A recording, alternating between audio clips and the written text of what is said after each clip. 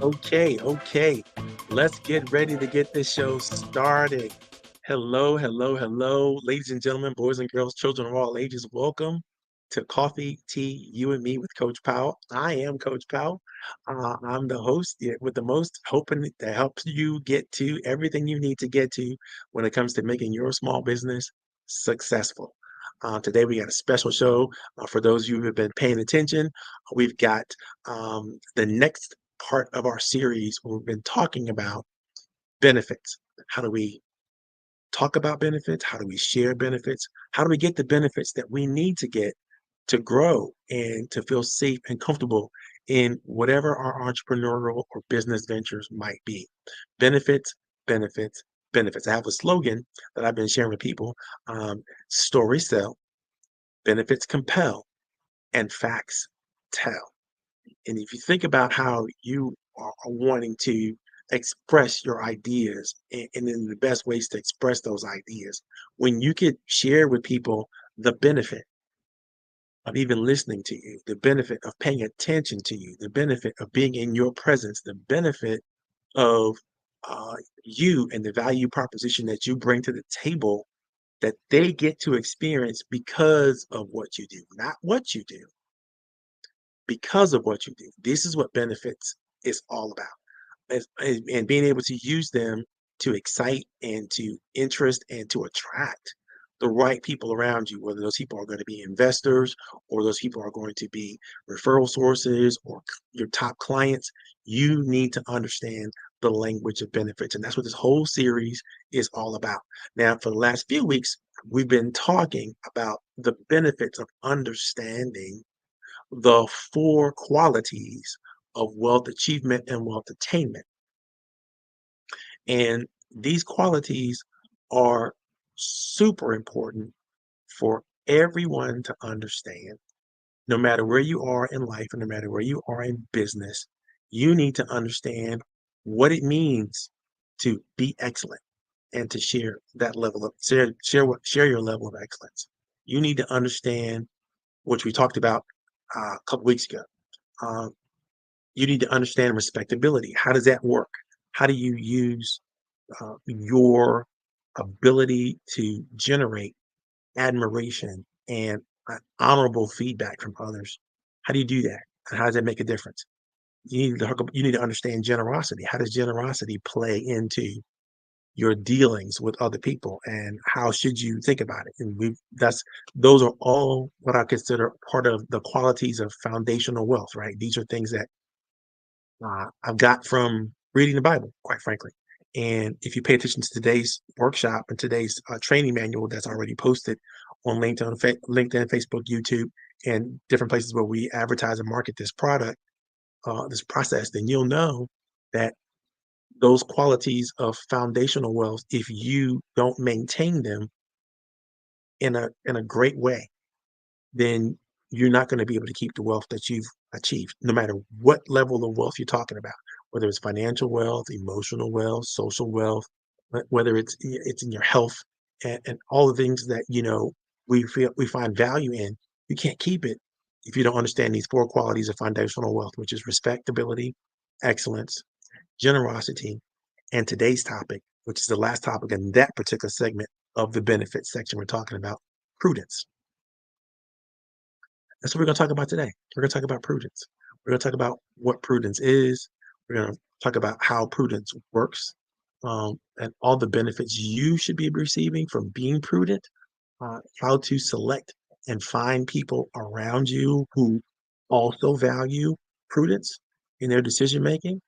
And we're just going to chop it up. And I have a special guest that's coming in with us today. You guys have seen her and heard from her in the past. Miss Leah Garcia is back again. Our resident financial guru is back again to share her worth and wisdom with us. And I'm going to have her come on and introduce herself for a little bit as people are starting to log on. Um, and without further ado, let me introduce you to a lady who I think needs no introduction. And she's just a phenomenal, caring um, individual that I think that if you get a chance to work with, you should take that opportunity. Take it from me. Um, as a former financial advisor myself, I know hundreds and thousands of people in the financial community, and there aren't very many who I would associate with and consider bringing in front of people that I value and saying, with a full endorsement, if you get the opportunity to work with her, you should jump on it because she's the real deal. And I can spot talent. I'm a great judge of talent and character, and she gets high marks from me all the time, everywhere there is to be. So I'm proud to introduce her, ladies and gentlemen. Without further ado, Miss Leah Garcia. Oh my goodness. Humble gratitudes, Coach Powell. I mean, it's just so incredible to have this opportunity to share the stage with you.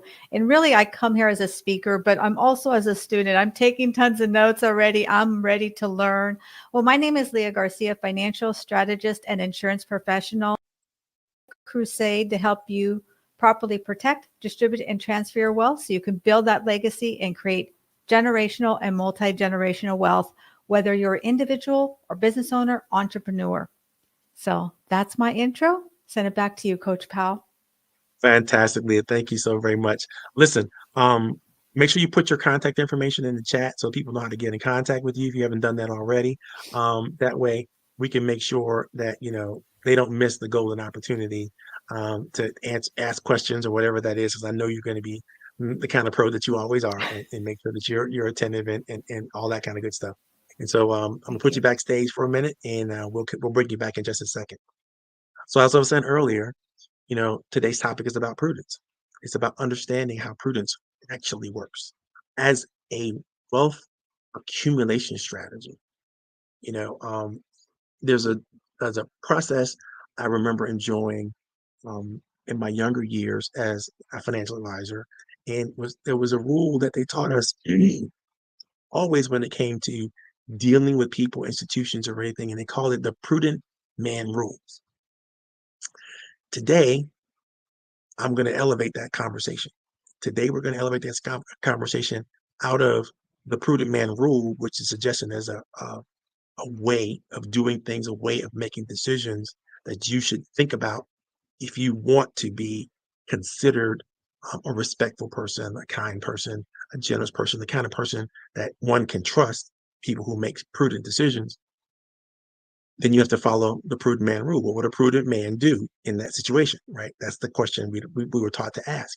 I want to elevate that question to that to just I want you to think about it this way. It's actually the prudent man that rules. Now, what do you mean? What do I mean by that when I say that?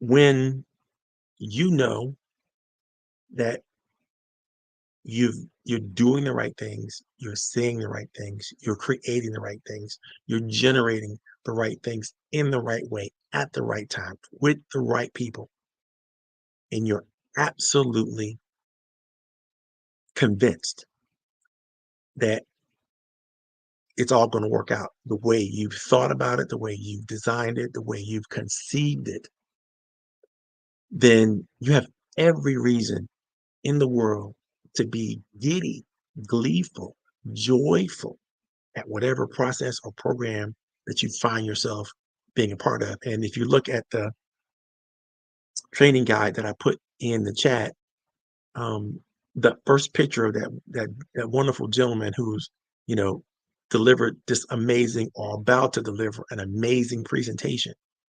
What is he saying? It's like, I got this. He has it and he knows it. He's exciting. He's excited and he's happy because he knows everything he's doing, everything he's saying, whatever is going to come up next is going to be spot on. He's got the right skills, he's got the right talent, he's got the right information. Everything he's about to do now is going to work, and he is tremendously joyful and almost giddy with the opportunity and expectations. This is one of the core benefits of prudence. When you know you got it all worked out, when you know you've done your homework, you've done the research, you've checked in with everybody who was important to check in with, you've got all the communications aligned, you've got everything moving in the right direction. So what is this prudence thing all about? What it really is it's good management of any and every decision-making process and the attendant behaviors that come from those decisions. So it's not just making good decisions, it's behaving and knowing that you will behave correctly as a result of those decisions. This is when you know you've been prudent, right? And it's super important that you understand that it feels good for some very key reasons. When your brain is working in an area that we like to call flow state, right? When you are your your prefrontal cortex, which is the top portion of your brain, right here in front, right above your eyes, when you're actually doing that kind of thinking and you're using it to generate high quality decisions, you need a couple of things working to your advantage. And the thing that's working to your advantage from a neurotransmitter point of view is your body is your mind and your body, your neurons are basically injecting into your system dopamine and serotonin. Now, those two hormones or chemicals, depending on how you receive them, are key to you having you focus and having you focus exceptionally well and to be calm at the same time. So you're calm and you're focused, right? And when that happens, you can have the best thoughts.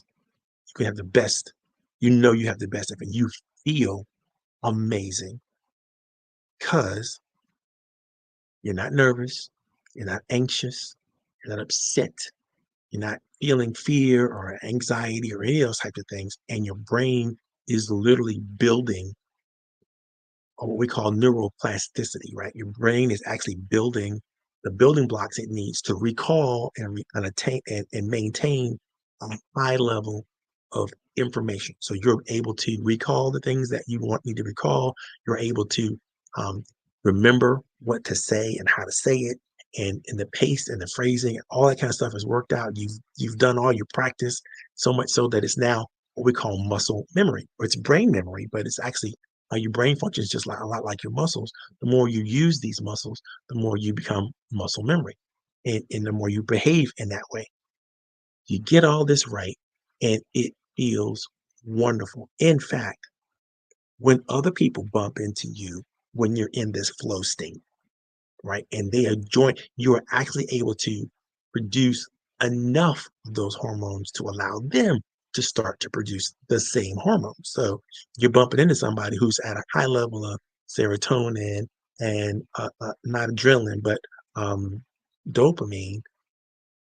It's gonna bump off, it's gonna rub off on you. Like the brain, your brain is like Wi-Fi connected to another person's brain, right? At the same time. So they're gonna mimic your breathing patterns, they're gonna mimic your speech patterns, they're gonna feel as good as you feel because you're so prepared, you're so ready, you're so excited and joyful.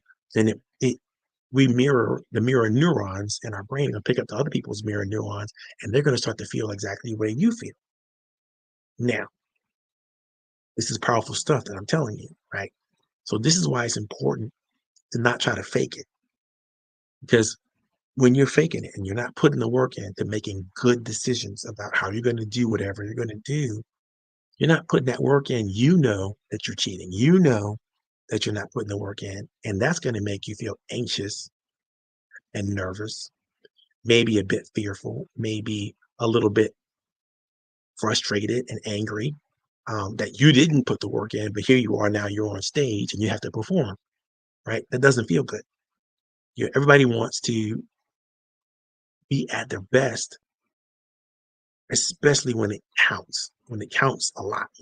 By the way, it always counts to be at your best, to try to produce excellence. We talked about that a couple weeks ago. But what's important about this part of prudence and being able to make those decision makings. So now think about it. What did I just say to you? Is it possible for you to make prudent decisions if you're not calm and you're not focused? No, it's impossible. So these are the basic building blocks of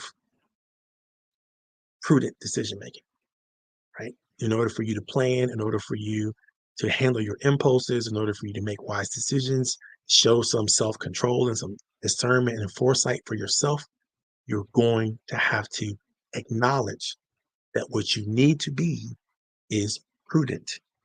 You need to learn it, you need to understand it, you need to, practice prudence in everything. Now, what happens? What are the benefits of people who practice prudence in all of the things they do, right?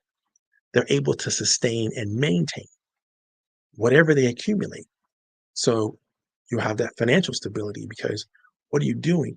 You're being careful about where you invest your assets of any type. You're being careful and you're mitigating your risk because you're making informed decisions that reduce risk and potential loss, right? From a personal point of view, you're having more of a peace of mind because you're intending to be and act prudently on the things that are important for you to act on, including your health.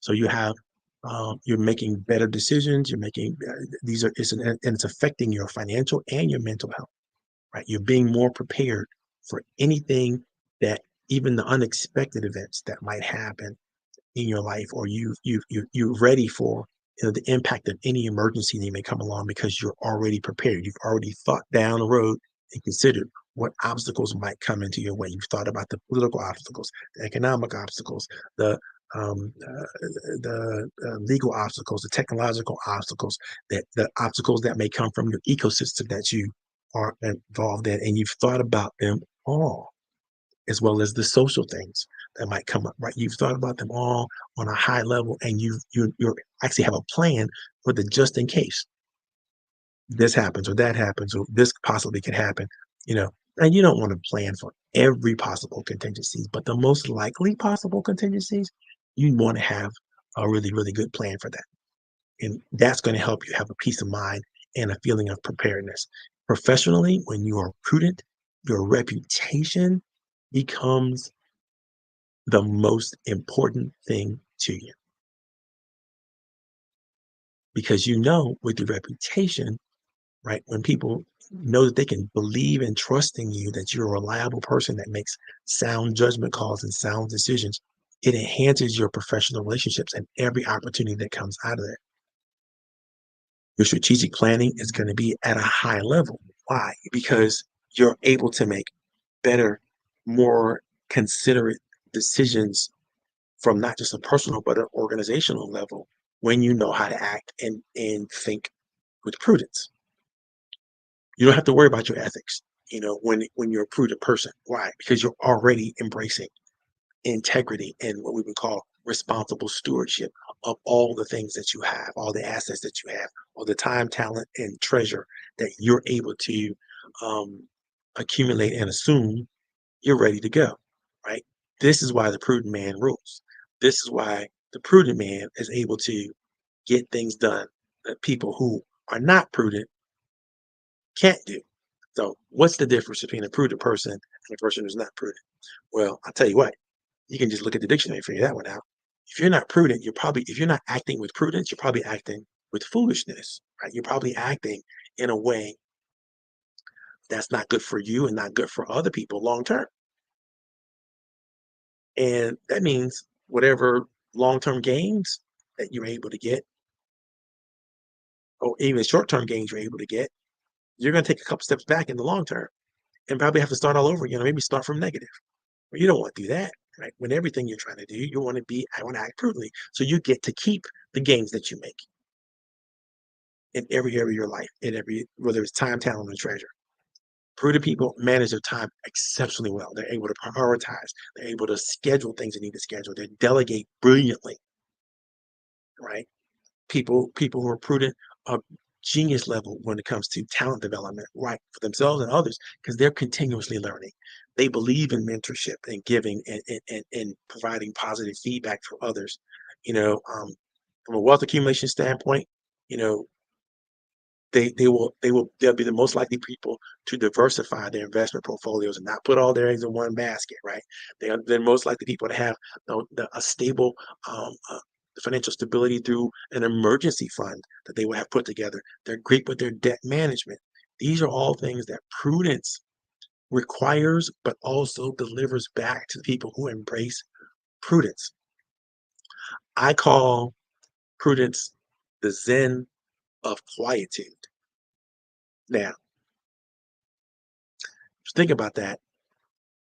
There's basically there's several different personality types, but they pretty much fall into one or two camps. So you're an introvert, you're some type of introvert, or you're some type of extrovert, right? There's also a new thing called ambivert that people are trying to throw around as a reality, and I think that most of us are ambiverts in certain situations. Um, but there's some situations where we're totally introverted and totally some situations we're just totally extroverted. We're not getting into that conversation today, but understand it's those quiet people who are usually the ones that are not just introverted, but introspective. It's those quiet people who are checking everybody else out and thinking about how they might play a scenario or what they might do differently as a result of what they see in front of them, right? And they're always um, they're more voyeuristic than the rest of us, right? So when you're looking at a quiet person, you might think, "Oh man, they're quiet. I don't really know what's going on in their head." But there's probably a lot going on in their heads that if you inquired about that to them, you probably could figure out some things that you might not figure out, not just about them, but about life and about what's going on in real time in the business that you're in. Because they're probably going to be very thoughtful about what they're considering and what they would do. I love asking quiet people, what would you do in a situation? So the questions that you have to ask yourself when you're thinking about prudence there's about 8 questions that I posed when we put this together, and I'm going to read through them quickly with you. Um, but I'm also going to answer one or two that I think are very, very important, right? So, question number one is: do you have a well developed go to criteria to ensure that you're always making prudent decisions? You need to have standard operating procedures for everything. Let me say again, you need to have standard operating procedures for everything. You need a well developed criteria that will help you judge and make decisions so that you're not stuck in analysis paralysis in places where you need not to be stuck. You need to be moving forward. You need to be going quickly. You need to be. Mm. That means you need to have a strategy in place already. When you bump into a situation where you don't have a strategies in place already, it should make you nervous. It should make you go, oh my God, I didn't think about that. And then you do that work to think about that. Put the time aside to do whatever you got to do. Don't let that come up again and you not have an answer to whatever the problem, the challenge that might be. It's super important. So I used to do this in my business is whenever I would face an obstacle, whether it's on the phone with somebody or I'm in a consulting call or I'm in a situation where I don't quite know what's going on. I haven't figured out I got all the answers or a response an appropriate response to whatever I'm hearing, I write it down. This happened, that happened, that happened, that, and then um, I would go back at the end of the day when I'm doing my sort of download from what I did from today. I would go, okay, there's some negative experiences I had, some negative thoughts and negative things, and I don't want to have these again. What do I need to do to make sure I get better at this? And I would just write down a strategy that I might want to try. And the next day I try it.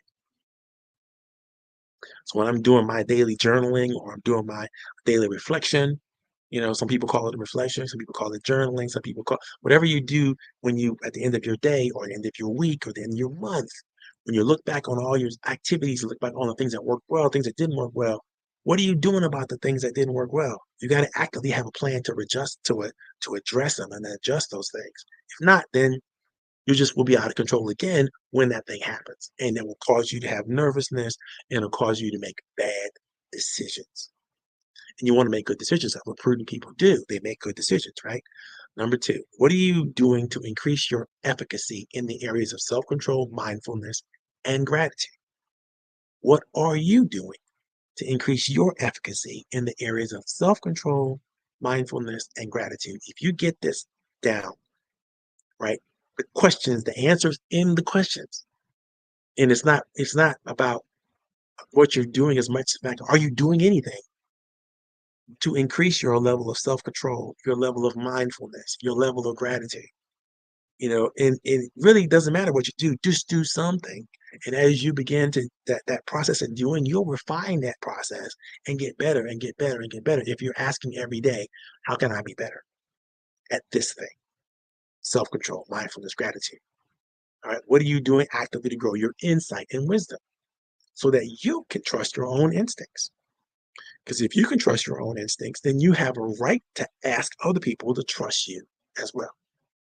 Number four, what do you need to do to become better at scheduling, prioritizing, and delegating? That's an easy one. If you're not thinking about those things on a regular, consistent basis, think about them. Scheduling, prioritizing, and delegating. What are you doing? Number five, have you mastered continuous learning, performance feedback, and mentorship? Are you continuing to grow in your area of expertise? Are you getting feedback from those who are witnessing and participating or maybe even experiencing your performance?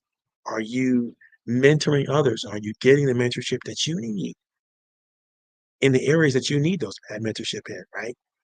There's no such thing as about, by the way, I'm going to correct sort of a myth I hear out there all the time. People think I need a mentor and my mentor is going to solve everything. No, your mentor is not going to solve everything. Your mentor can only mentor you around areas that they've experienced in.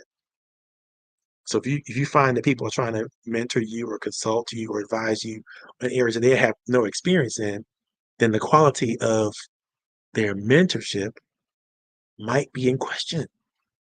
And you don't want to have, people giving you not thoughtful or well-considered advice because that doesn't help you grow, right? And if you're trying to grow, you want to make sure you're getting the best from the best.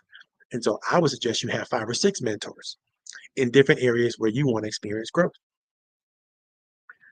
Number 6, investment, diversity, debt management, and contingency funds are all sources of strength for fiscal prudence, right? How do you improve in those areas? Are you good with your debt management? Are you good with the contingency funds that you have set aside?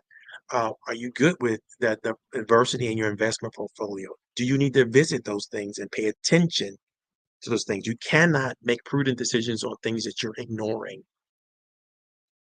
right? Number 7, how are you conferring with your more introverted associates on matters of importance? Why do I say that? Like I said earlier, right? Those introverts, man, we sit around, we think about things at a level that you might not know or even understand if you're an extrovert. But I promise you, you got 5 or 6 good introverts in your corner, you can definitely, rule the world. You just have to make sure that you checking in and taking the temperature with your introverts. Number 8, exercising prudence is more than data analysis. It's how you go about establishing the hidden potential that the data might reveal from all kinds of perspectives and experiences. How do you develop a sure footing for the chosen path ahead? This requires prudence. Okay, so I'm gonna chop it up with my pal Leah, and we're gonna talk about it. Leah, is there any thoughts or any ideas that you would like to share from anything we talked about? Yeah, a lot to unpack there. What really resonated with me when you're talking about prudence is you're talking about the ability to trust yourself. And so oftentimes people don't trust themselves, they don't trust their intuition. In my humble opinion, we're talking about leadership. And the Yes, first person we have to be able to lead is ourselves.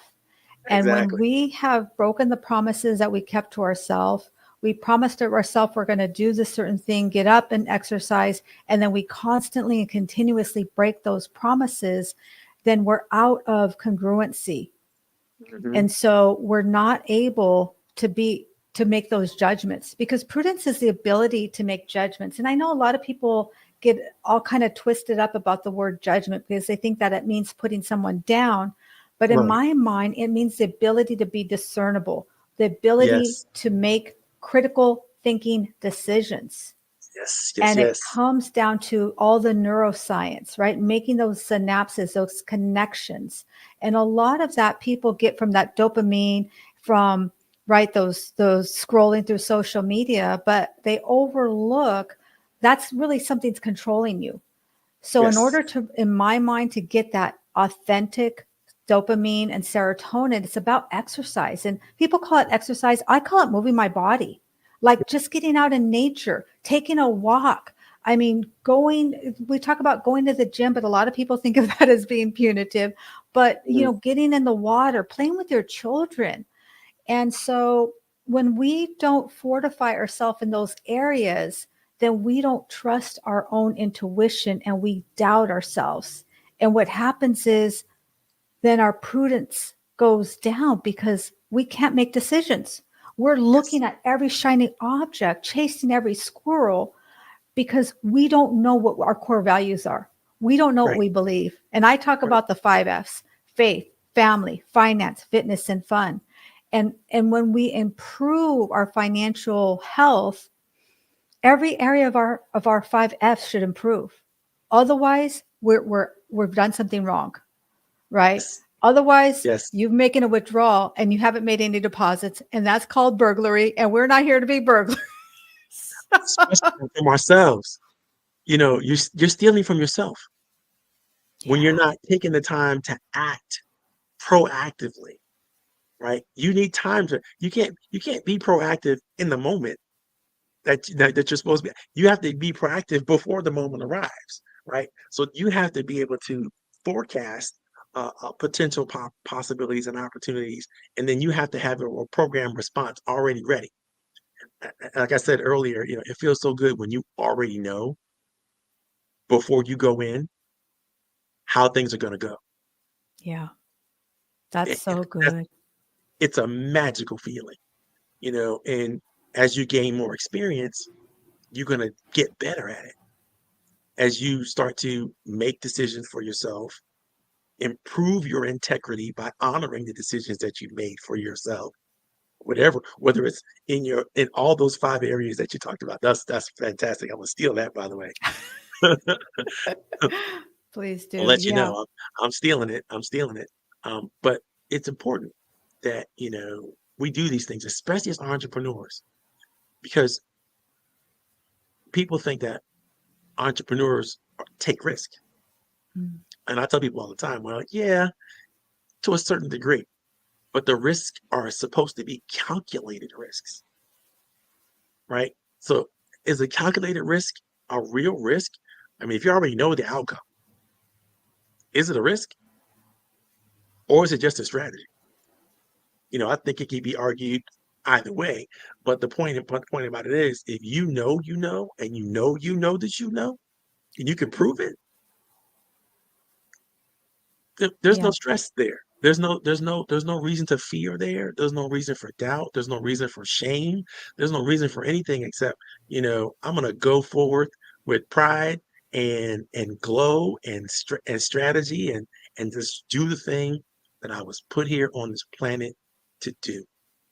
Mm. You know, and I think that's, when you're tapped in, and you said this about, alignment, right? When you're tapped into your purpose, your values, and the path that you've chosen, whatever that path is professionally, you're all the way in, and you're able to articulate the reasons why you're doing things so that everybody else can go, oh, okay, I see that. I Right. understand that.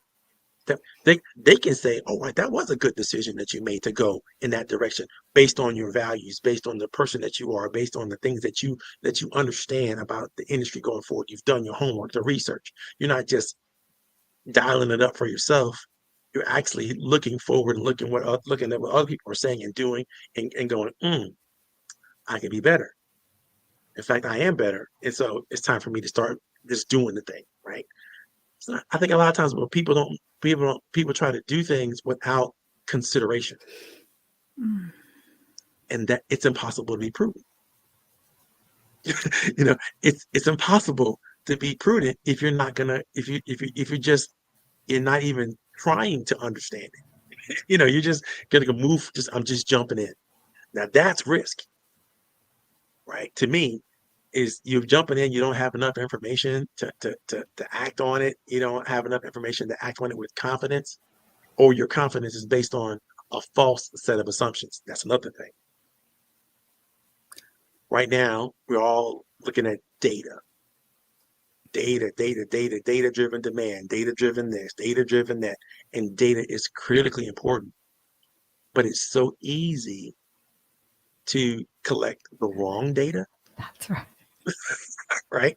And it's so easy to allow yourself to focus on the wrong set of data so that your decisions, even though you're going through them confidently, really don't make sense. And if you looked at somebody, if you ask somebody else with more experience or talent in any different direction, they'll tell you, well, that data isn't correct. That's not good information. You're building an instinct or not. It's not even instinct yet. It's really an intuition that you're building, but it's based on false information because you know we've understood this now that when you don't collect the right data and you start moving forward on a strategy, what happens? Garbage in, garbage out. Exactly. Exactly. Yeah. Exactly. I really believe too that, and you touched on this, is that you have to, I always say you have to get ready and stay ready. You can't be talking about, let me give you an example. The more you speak your mind, the more you grow your mind. Yes. So I have been speaking to myself in my car, in my bathroom, to my grandson before I ever got onto any of these interviews. People think, oh my gosh, you must have prepared. And I do, but I have been giving talks to myself, for years Yes. because I've been Yes. preparing. I've been Right. intentionally attracting these opportunities. And also, I want to unpack something that you said that I think is so profound that we overlook. Everybody talks about a morning routine, and obviously that's important. But in my humble opinion, the secret sauce is downloading your day, is Yes. having a system so that Yes. you can unwind and release what's happened. Give yourself the high five. Mel Robbins talks about the high five, about what you Yes. did well, Yes. but then you can rewind and really discover and make those degree of separation, those little upgrades that you need to make, and then prepare for that next opportunity. And when we don't take the time to do that, then what do? We're a record player. We a broken record. We just keep Right. replaying Just that same skipping, broken skipping, record. skipping, Yeah. skipping. Right. I love it. And you're so right about that. When I found that, as I'm coaching my clients a lot, um, different people have different times of the day where it's good for them to be in reflection and renewal, right? And it really depends on, a lot of people have different biorhythms. So like for me, I do my best thinking at 2, 3 o'clock in the morning. Now I'm robbing myself of very, very important sleep. But man, the stuff I come up with at 2, 3, it's so compelling. I'm like, Call wait a minute. me. I'm up too.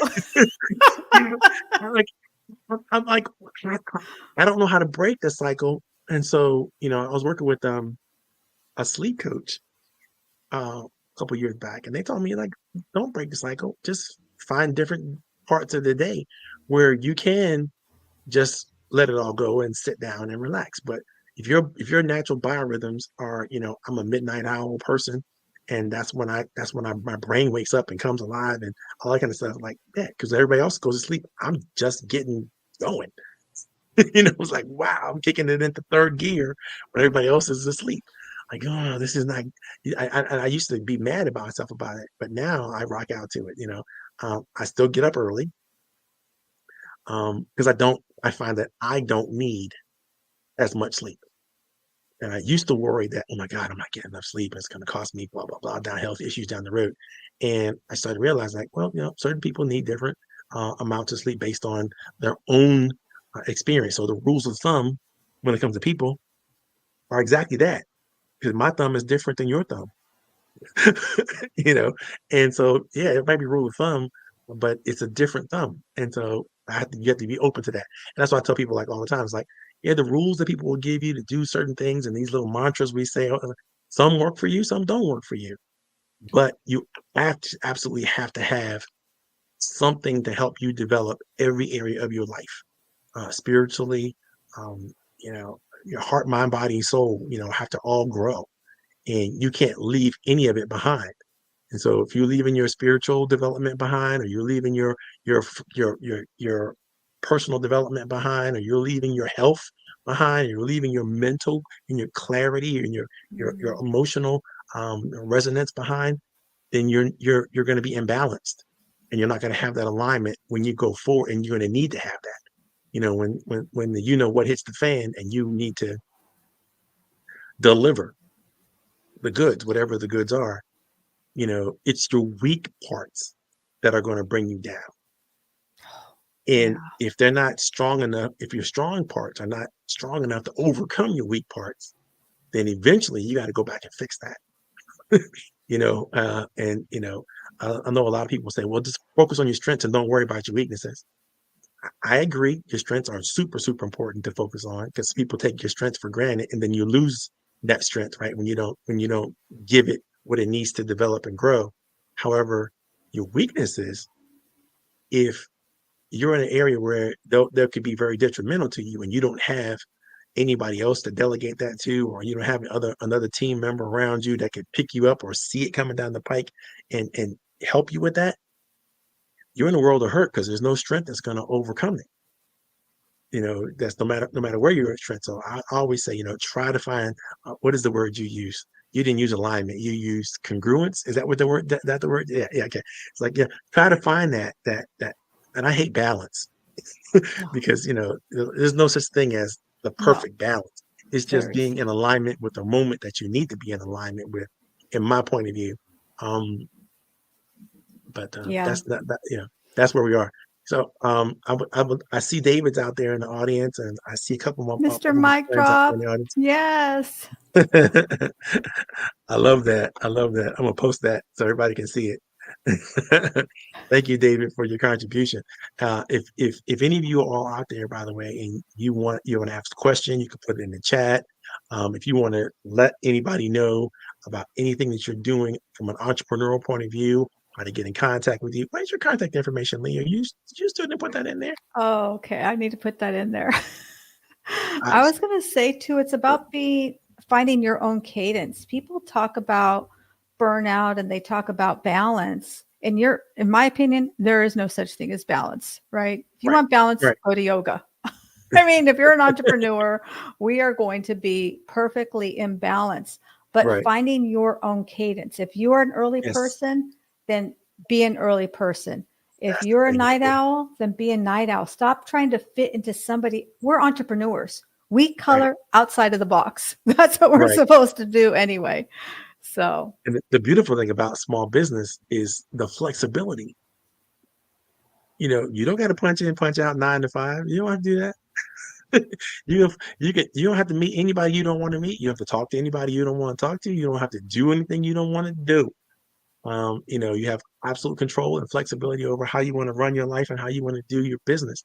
And so take advantage of that, because you can find niches and find opportunities that big businesses can't take advantage of. They're too big. right. They're not flexible enough. They're not nimble enough. They can't take advantage of the opportunities that you could take advantage of. And I'm not saying that sometimes people go, well, I can't turn it off sometimes. I agree. You do have to turn it off sometimes, and you don't want to set up a scenario where you don't even know how to turn it off. I hear you, and I'm 100% behind that. However, temporarily, sometimes you got to fire on all cylinders, and you got to be moving forward. You got to give the big push every once in a while. You can't do the big push all the time, because that will sap your energy and resources, right? But every once in a while, you have to know when it's time. okay, time to hunker down, time to focus, time to really get, push the heavy rocks, the big rocks forward now, because I can't do this later. I can't. I've got. I'm out to the. Now, if you live like that all day, every day, some people do. By the way, Yeah. that's not sustainable, No. and you got to figure out how to break those opportunities up and how to delegate some to other people, how to invite your team in or to other people to help you play with this because at this point, you're at capacity and you can't be at capacity 100% of the time all the time. It's just there's no life with that. Your mission will drag you down to depression. And we don't want that. We want to avoid No. that, right? So that's being healthy and being in alignment as much as you possibly can. That's right. But anyway, I had a great time talking to you. Obviously, Leah, you and I could talk all day, every day. Um, but I'm going to put you backstage now and close the show out, and don't go anywhere Thank you. because we can chop it up a little bit later after the show. Well, boys and girls, ladies and gentlemen, that's Coffee Tea, you and me. Every week, we get together with entrepreneurs and best minds and the best thoughts of some of the best people, and we try to share some jewels with you all that are going to be good for you, good for your business. I hope that you will take advantage of all the free stuff and the tools and the things that we share. And let us know if something works well. Don't keep it to yourself. Let everybody know. Tell us where you got the idea from, or tell us what you're doing with it. The chat's going to be available to you 24/7, even when we're not on. So, even if you're watching the replay, participate in the discussion. Get involved because you get engaged. The more you do that, the more you open up those chemicals that I talked about earlier in your own brain, right? And you're getting yourself all fired up, and you're able to, again, make a big growth spurt happen for yourself and a big growth spurt happen for your business when you do that. Next week, we're going to go back into our plan, back into more benefit talk and benefit speak. And I hope you will enjoy us. I think we'll be finishing this up over about the next 2 or 3 weeks. I haven't looked at the schedule, but I think that's what it's going to be. I owe this opportunity to my wonderful fraternity brothers of Phi Beta Sigma fraternity who embrace and endorse everything I do in my business. I am the business development person for the organization, and it's so important that we reach out to small businesses and support them in any way that we possibly can. If you know small businesses that would enjoy programs like this, definitely recommend them. We're broadcast every week on Facebook, LinkedIn, and YouTube, and now Instagram. And so, and when I'm lucky, I get a great co-coach like Leah, and she'll broadcast it on her LinkedIn and YouTube spaces and so on and so forth. So, it's always a great thing to broaden the reach as it reaches me and the people as we possibly can. Look forward to seeing you guys on the flip side. This is Coach Powell signing off. Thank you very, very much.